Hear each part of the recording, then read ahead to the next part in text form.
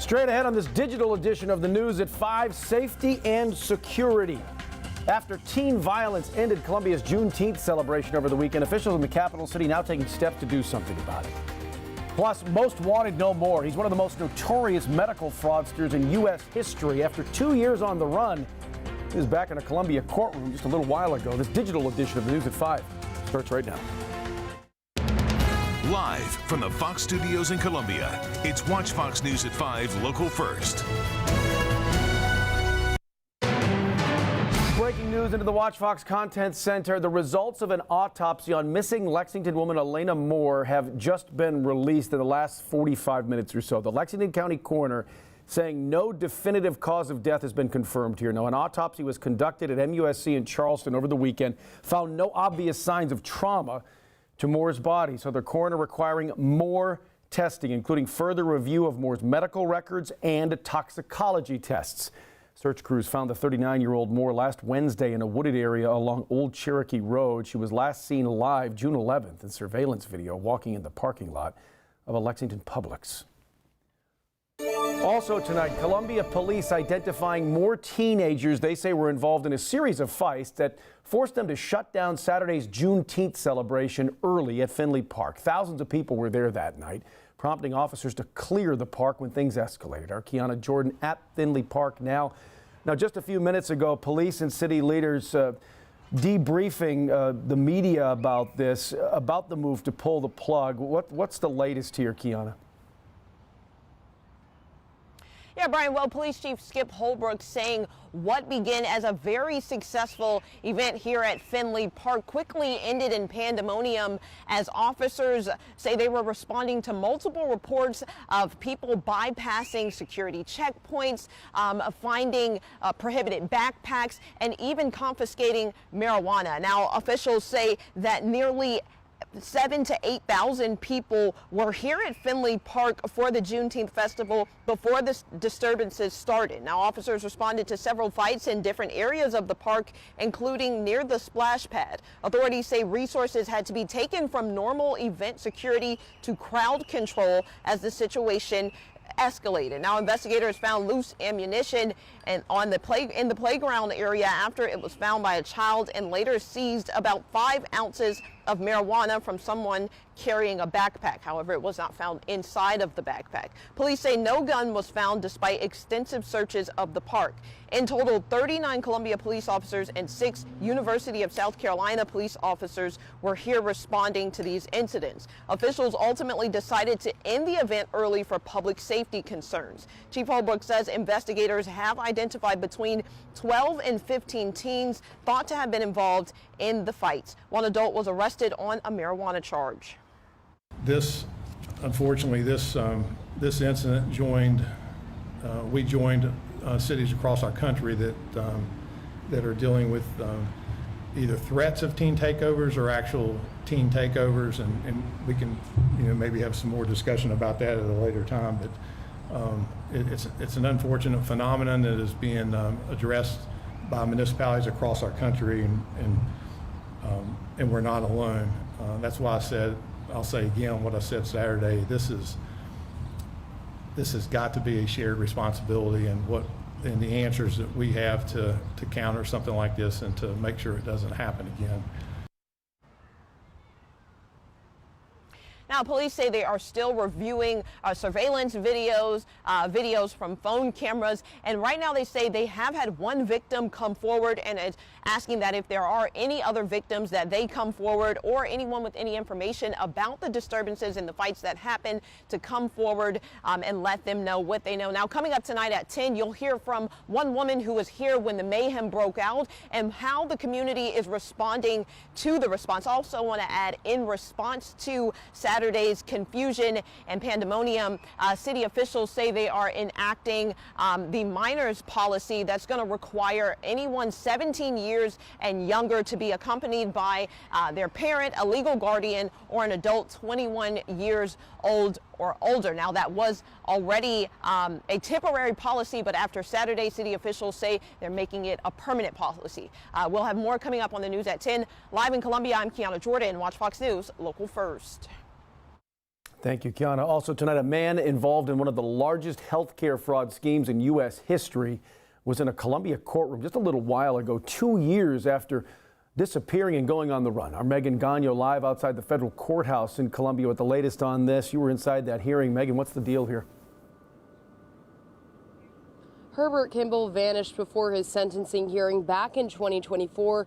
Now, nearly 2 years later, he appeared back in a Columbia courtroom, this time with nowhere left to go. Now, Kimball now faces up to 20 years in federal prison. The Columbia man pleaded guilty back in 2019 to running a massive Medicare fraud scheme, operating call centers out of the Philippines that targeted hundreds of thousands of elderly and disabled patients. Those patients were persuaded to request orthopedic braces they often didn't need, and the bills went straight to Medicare.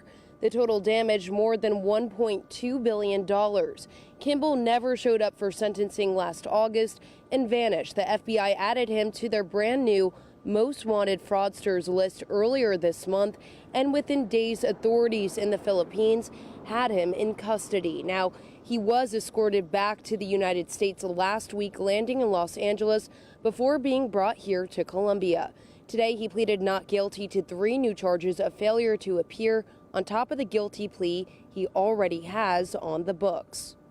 This case demonstrates our determination and ability to track down those who commit fraud, no matter where they attempt to hide. Now, justice is not always quick, but it is steady. And what this proves today, with the help of these law enforcement partners, is that just what the operation suggested, Herb Kimball is going to have to brace himself, because justice is coming and it's well overdue. Now, 80 other defendants connected to Kimball have already been prosecuted and sentenced. His next court date has not been set yet.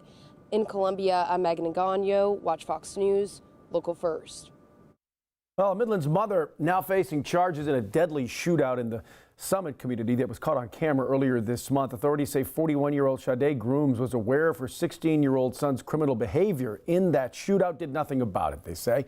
The teen faces several charges, including the attempted murder of 3 Richland County deputies. Now, Grooms was booked into the Alvin S. Glenn Detention Center late last week, has since been released on a $25,000 surety bond. Now, authorities say this incident, which was caught on deputy body cam, at least the aftermath of it was, started as a drive-by shooting, led to more shootings in retaliation, and eventually that shootout with the authorities. An 18-year-old and a 19-year-old also facing attempted murder charges. Deputies still looking for a 21-year-old as well, Tajay Miller, in this case. They consider him armed and dangerous. Also in Richland County, a shooting linked to a home invasion under investigation sent one person to the hospital. Authorities say it happened Sunday around 3 in the morning at a home along Sandpine Circle. Deputies say they were then redirected to Witten Lane, where a person was found shot. They were taken to the hospital. No word on their condition. Investigators have released very few details in this case. We'll bring you the latest once it's available. So we'll continue to push for the very latest on that and everything we cover for you each and every day here at Watch Fox News. And when we know, you can know. Get real-time alerts sent right to your phone. Just scan that QR code on your screen to do it, or go straight to the website, WACH.com. All right, we're going to head over to the Skywatch Weather Center now. Check in with meteorologist Will Rowe. Gave us a pretty good start to the work week. Yeah, not bad. It's Monday, but it still wasn't too bad. Yeah, not too bad. We got a couple isolated thunderstorms out there right now, but here in downtown Columbia, we saw a little cell earlier today, but that has since cleared out of here. Still seeing a good deal of cloud cover, but plenty of sunshine. We're at 92 right now, but factor in that 72-degree dew point. It's feeling closer to 100 degrees right now, but we do still have a level 1 out of 5 severe weather risk from the Storm Prediction Center all across the Midlands, level 2 out of 5 further across the upstate, and it's all thanks to this little cold front, which is driving a severe weather threat to our north and also to our west. Have a couple of tornado warnings in Tennessee and Alabama, also up in Pennsylvania and close to New Jersey there, but here at home, just seeing a couple showers and thunderstorms, mainly due to the afternoon heating. This would be our strongest one right now, but even that looks like it's starting to fizzle out. This was tagged for 50-mile-per-hour wind gust indicated by Doppler radar, so that was one of our stronger cells, and that's the same one that actually passed through here in downtown Columbia. Now we're watching a couple of pop-up showers and thunderstorms across the upstate. The Storm Prediction Center is actually considering putting out a severe thunderstorm watch for areas up there, but here locally, not really anticipating anticipating a huge severe weather threat. Yes, some of these thunderstorms could pose the risk of some damaging wind gusts, and they will continue at least through this evening. But after sunset, I think most of it starts to fizzle out, and that will set us up for an overall quiet and overall calm evening, I should say. Mostly clear skies, but closer to tomorrow morning, we will be watching for maybe a few isolated sprinkles or maybe a rumble of thunder before it's all said and done. And then as we head into tomorrow afternoon, again, another mostly quiet day, but a cold front is actually, that cold front I was just talking about is going to drop through. So sometime tomorrow afternoon, we're keeping eyes on maybe another pop-up shower or thunderstorm, but not looking like too big of a deal. But I'll walk you through it a little bit better coming up here in just a few minutes. Well, get ready to head back to the polls on Tuesday. That primary runoff happening tomorrow. State election officials say more than 72,000 people voted early last week in the early voting period. There were just 2 days of early voting this time around after an all-time record turnout during early voting before the June 9th primary. Now here's a snapshot of the top counties when it came to casting those ballots early. Greenville with a little more than 8,300, Charleston 6,600, Horry 5,500, and Lexington County here in the Midlands 3,400 people voting early there. Now the polls open at 7 o'clock tomorrow morning for the runoff. There are several races in play, including the Republican runoff for governor, attorney general, and the commissioner of agriculture. Democrats also have some particular runoffs as well. As long as you're in line by 7 p.m., you are allowed to vote. Do not forget your photo ID. And over the weekend, a new Miss South Carolina crowned Miss Charleston Lindsey Jones, winning the title Saturday night at the Township Auditorium in Columbia, and now will represent the Palmetto State at the Miss America competition. Jones earning several top honors during the competition, including overall interview and health and fitness awards. She's a national sales manager with Stanley Black & Decker, holds an MBA and is also pursuing a PhD in business, hopes to become a college professor. Jones also serves on the board of Big Brothers Big Sisters of the Low Country and has raised more than $15,000 through her Cupcakes for Kindness initiative. She spoke to Watch Fox News about her win and what she hopes others may be gathered from her experience. It's just really made me want to inspire other little girls out there. Do not put yourself in a box. Don't listen to what other people say. Just be yourself. Go after what you're passionate about, and then it'll take you here. Now Jones takes over the crown from Sarah K. Wren as Miss South Carolina. She'll spend the next year serving as an ambassador for the Miss South Carolina Scholarship Organization. Will now start getting ready to hit the national stage at the next Miss America competition. Also, Logan Wells crowned Miss South Carolina Teen 2026, earning a $12,500 scholarship and the chance to represent the state on the national stage as well. She's a Columbia native, is a varsity cross-country runner, a track athlete, cheerleader, hopes to become a neurosurgeon. She also founded Fresh Friends, an initiative that connects high school students with opportunities to volunteer, also promotes inclusivity. Now, coming up tomorrow on Good Day Columbia, both Miss Teen and Miss South Carolina will be here. Well, time now to highlight the everyday heroes we see all around us in the place we call home. This week's Pay It Forward winner, Tori Slim Sims, longtime friend of the program. In fact, the founder of Gangs in Peace, where he runs a program called Midnight Hoops and a number of other initiatives that he does to keep children out of trouble and off the streets. Tori once a troubled teen himself and has the influence to lead a crowd in the right way. And he's doing that every day. Tonight, our Bralise Pimentel shows you how we're paying it forward. Well, hi, Tori. My name is Bralise Pimentel. I work at Watch Fox.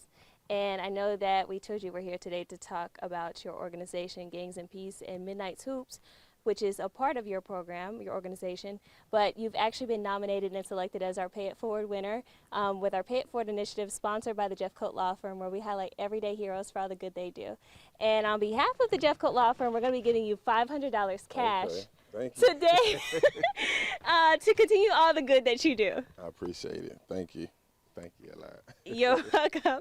And so real quick, Tori, why don't you tell us a little bit about your organization, though, what it is, how to get involved? Well, my organization is called Gangs in Peace. The acronym for Gangs is getting a new generation started. I got a midnight hoop program I do for the kids on Fridays and Saturday nights from the hours of 9 p.m. to 2 a.m., which I'm actually about to start back up.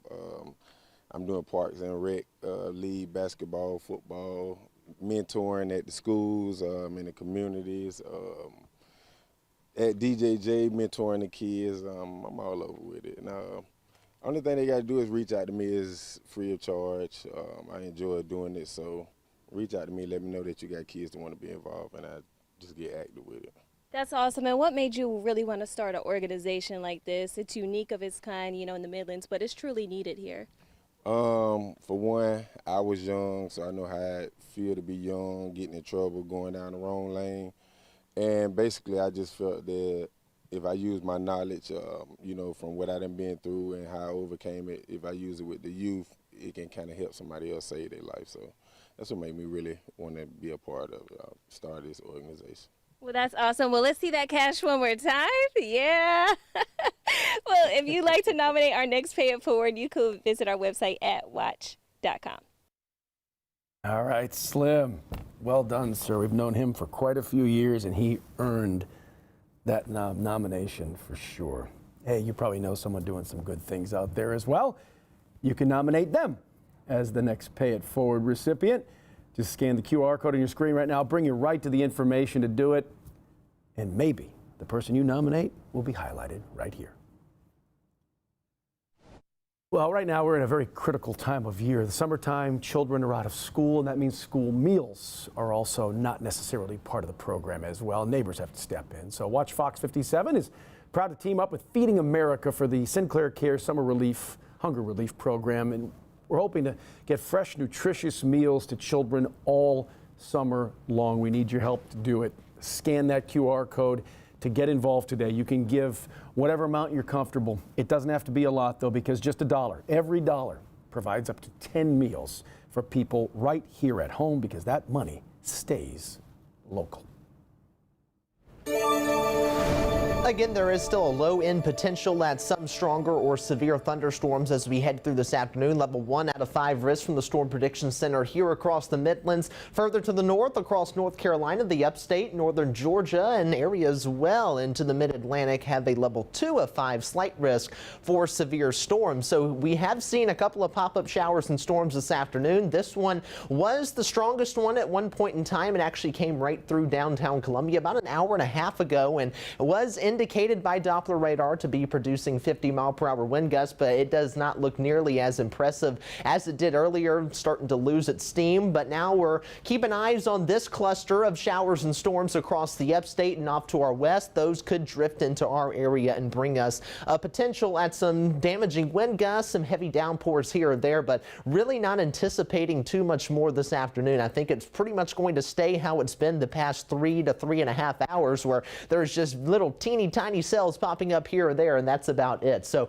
after that, should remain mostly quiet overnight tonight, but we might see a little push at some showers or rumble of thunder as we head into tomorrow morning, but even then not looking to be much more other than just some cloud cover. We should see some sunshine through tomorrow afternoon, but then that cold front that was driving all of that severe weather to our north and to our west, that's going to drop through our area, and along it we might see an isolated pop-up shower or storm, but most models really keep us mainly dry for tomorrow afternoon, so not anticipating too much out of that. So I've dropped rain chances from 30 to 20% for tomorrow. That front is going to linger down to our south and eventually will start to dissipate, but what it's going to do, it's going to bring us a little drop in our temperatures, but a big drop in terms of our humidity values. So again, mostly quiet overnight tonight, should remain mostly clear for the majority of the evening. That push of perhaps some showers will come in sometime after 5 o'clock and lasting until about 9 o'clock tomorrow morning, but again, not looking to be too much. 20% chance of those early morning showers, and then again an isolated pop-up shower or storm tomorrow afternoon, but overall should be mainly quiet for the next 3 days. Temperatures seasonable in the lower 90s, and again, it is going to bring us a nice drop in our humidity values. We're staying pretty warm and sticky for tomorrow, but the humidity takes a noticeable drop on Wednesday behind that front, but it will quickly start to build back in by the end of the week and especially into the weekend. So in terms of of our heat indices could feel close to 100 degrees tomorrow, not much higher than our actual air temperature Wednesday in the lower 90s, and then back up into the lower 90s by the end of the week. And it is going to continue to get hot as we head towards the weekend. A big upper level ridge is going to start to build in, and what that's going to do, it's going to boost our temperatures well into the upper 90s and low 100s perhaps for a couple of areas. So through the rest of this week, generally trending in the low to mid 90s. Then that ridge builds in this weekend. Look at that. Look at that, upper 90s. I mean, you can't even say anything. I mean, it's summertime in South Carolina. We knew this was going to happen at some point in time. So this is likely to be our second heat wave of the year coming up this weekend, lasting well into next weekend as well, with highs again, upper 90s and even low 100s. And rain chances, it will be the typical summertime pattern. So you might see a storm pop up during the afternoon. But with that big ridge overhead, it likely is going to suppress the widespread rainfall. We have some breaking news into the Watch Fox Content Center. This is out of Orangeburg County. Take a good look at your screen. This man here wanted in an attempted murder. Authorities say 33-year-old Ramel Warren shot a 19-year-old back on June 1st. Deputies called to a home on Bow Street just before 5 that day, found that victim with a gunshot wound. We do not know their current condition. If you have seen Ramel Warren, or maybe you know where he is, call the Orangeburg County Sheriff's Office. And coming up tonight on the news at 10, a new report claims that some Chinese AI models generated more vulnerable software under some certain conditions. And it raises some concerns that so-called sleeper agent flaws could find their way into the U.S. government and private sector systems. Tonight, what researchers found and what it could mean for the future of AI-powered coding. And coming up tonight after the Sports Zone here on Watch Fox, here's what you can expect from the National News Desk with Dee Dee Gatton. I'm Dee Dee Gatton with the National News Desk in Washington, D.C., and this is your news update. I actually had a donor call me at 3:30 a.m. just a few days ago complaining about how there's no leadership, the party is completely rudderless, and they basically elected 50% of the people who got us into this mess. A former Democratic fundraiser who switched parties is publishing a book with new details about former President Biden's cognitive decline. Lindy Lee told Fox News Digital she was shocked by some top Democrats who defended Biden in public but expressed concerns about him in private. Lee said her book will detail who knew about Biden's cognitive decline but pretended not to. Next. Every decision I've taken has been about putting the country I love first. That is why I will resign as leader of the Labour Party. UK Prime Minister Keir Starmer announced his resignation this morning. Starmer faced pressure from his party to step down after 2 years. He will remain caretaker prime minister until a new leader is chosen. He's calling on Labour Party officials to open nominations on July 9th and complete them by summer recess to ensure there's a new leader when the parliament returns in September. Former U.S. Olympic canoeist David Hearn said he was arrested on Friday after touching the blue coating in the Lincoln Memorial reflecting pool. Hearn said a piece of blue coating was partially detached from the bottom, so he touched it out of curiosity but didn't damage it. He claimed police did not read him his rights. He is due in court on July 9th. And that's your news update. Well, you can find out more and stay up to date on national headlines by watching the National News Desk right here on Watch Fox 57 after the Sports Zone.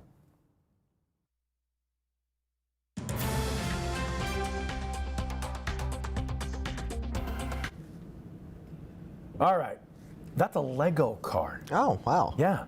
And but it's the fastest full-sized Lego car ever. I didn't know they were driving these things. I wonder how durable it is. Well, let's take a look. Yeah. Pretty durable, it seemed to me. Yeah. Goes 69 miles an hour on a track. Not bad. It's made of Legos. Took more than 9,400 hours to create. Features more than 327,000 different Lego elements. Who had the time to put that together, too? Probably someone who got a very sizable grant. Yeah, 100%. We need to get one of those. I hope they didn't put it together by hand. Great for a Sunday drive. Oh, yeah, 100%. But maybe not next. No, it might be next Sunday. Why not? It's actually not bad. I mean, if that guy was here, it wouldn't be too bad the next few days. We might deal with an isolated pop-up shower or storm tomorrow, but I think most of tomorrow is likely dry, and definitely dry as we head into Wednesday behind the cold front and actually lower humidity too. So it's going to feel pretty refreshing out there aside from the temperatures in the 90s, but you know, not too bad. But the heat is really going to crank in as we head into the weekend and next week. Look at that. We could be in the upper 90s 99. and even low 100s. Yeah, you say 90s. Yeah. I see 99, which means Low it might 100s, just yeah. tip over into triple digits. Oh yeah, man. would not be surprised. At least one day, I'm going to call it now, hits 100. July's coming. So. All right. Well, that's going to do it for this digital edition of the news at 5. We will see you again tonight on air on the news at 10.